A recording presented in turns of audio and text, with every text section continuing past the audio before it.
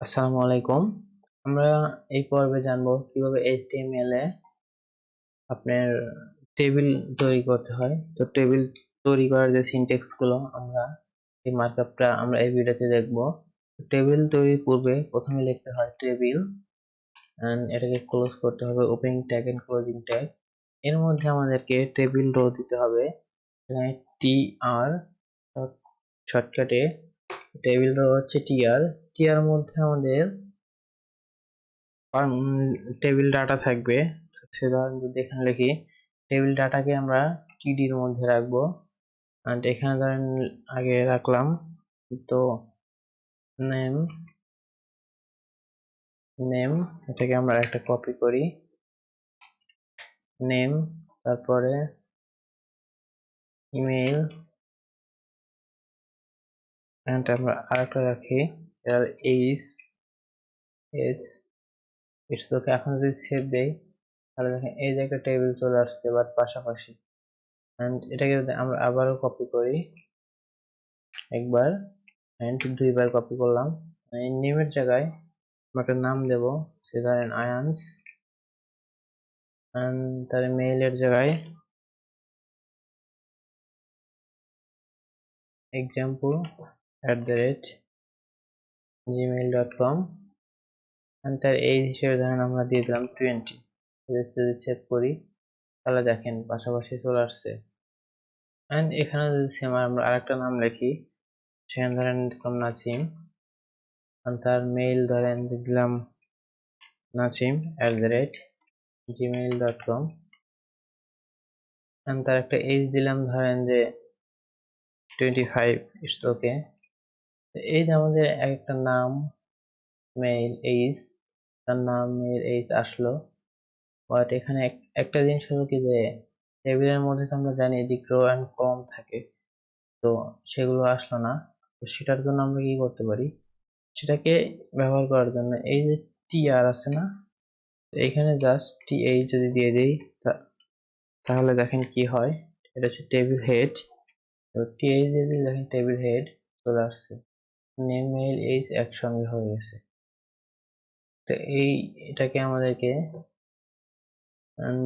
দেখেন set table head and মাঝামাঝি নাই, এভাবে আসলে টেবিল ক্রিয়েট করা হয়। টেবিলের মধ্যে যদি আমরা বলে দেই এখানে রো সরি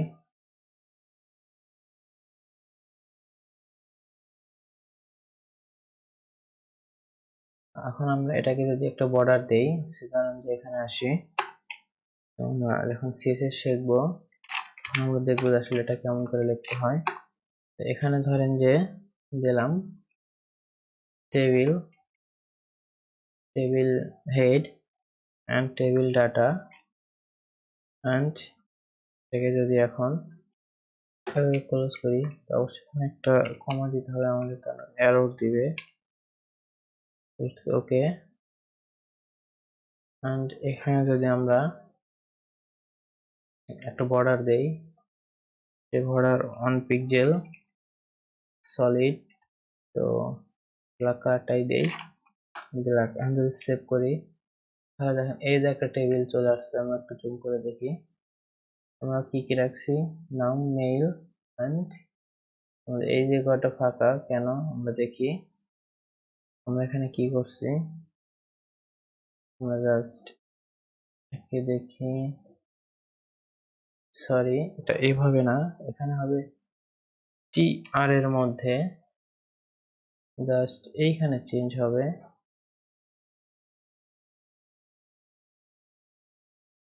এখানে যদি টিএইচ দিয়ে দেই টিএইচ তাহলে দেখেন কি হয়, এই যে আমাদের টেবিল হেডটা চলে আসছে। তো এই যে টিএইচ যেটা যে নেম বোল্ড হয়ে আছে, ইমেল এন্ড এইচ, এটা হচ্ছে আমাদের টেবিলের হেডার আর এখানে হচ্ছে আমাদের টেবিলের ডাটা। তো এভাবে আসলে একটা টেবিল ক্রিয়েট করা হয়। আমরা আসলে এখানে একটা বর্ডার দিয়ে রাখছি প্রত্যেকটার জন্য, তাই আসলে বর্ডারটা আসছে। তো যদি আমরা এই বর্ডারটাকে উঠায় দিই, সাপোজ ধরেন এতটুকু উঠায় দিলাম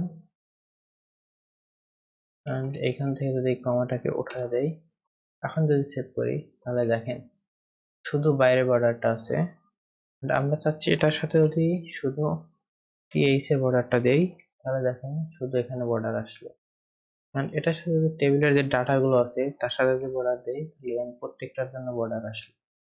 তো এভাবেই একটা টেবিলকে ক্রিয়েট করা হয়, টেবিল ক্রিয়েট করা হয়।